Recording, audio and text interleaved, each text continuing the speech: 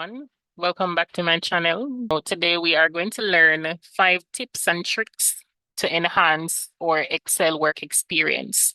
This can be useful whether you are a student or you're an employee or an employer at an organization. The first tip that I want to tell you about is we want to format the time in our document. Right now, the time looks like this on our screen, looks like just numbers, but we actually want to format it in the time format. There is a shortcut for that. What we would normally do is to highlight all the times that is on the sheet so far.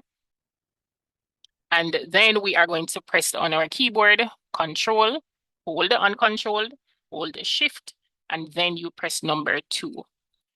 And if you notice, it is now in the time format.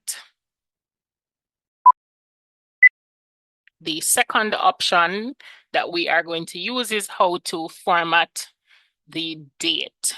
Currently, right now, this does not look like it is a date, but we're actually going to learn how to format it as well. So all we need to, just like we did with the previous one, is to highlight all the date.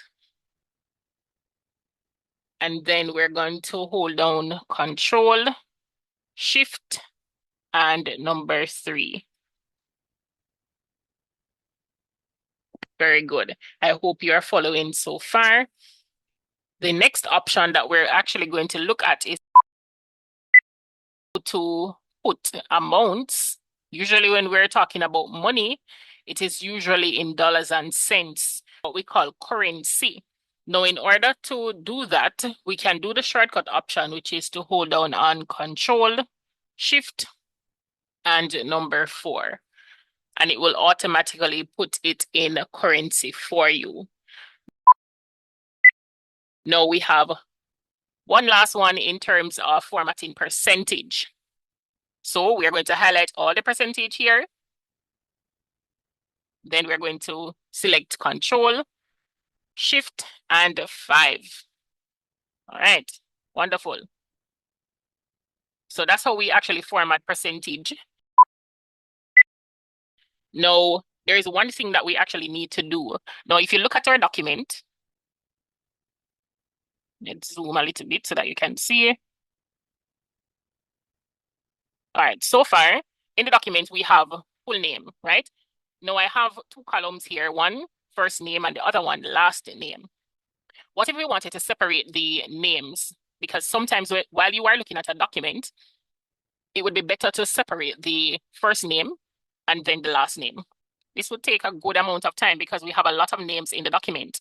Now there is a shortcut to actually do this. Let me show you. So what we normally do is to type the first person's first name. So once we type that, we press Enter on our keyboard to go to the next cell, and then we hold down Control and E on our keyboard, and it will give you all the first names of all the persons without us having to type them manually. All right, very good. Now I hope you are following. We're going to do the same thing now for the last name. So all we need to do is to type the first last name, Enter on our keyboard, and then Control and E, and it will populate all the last names.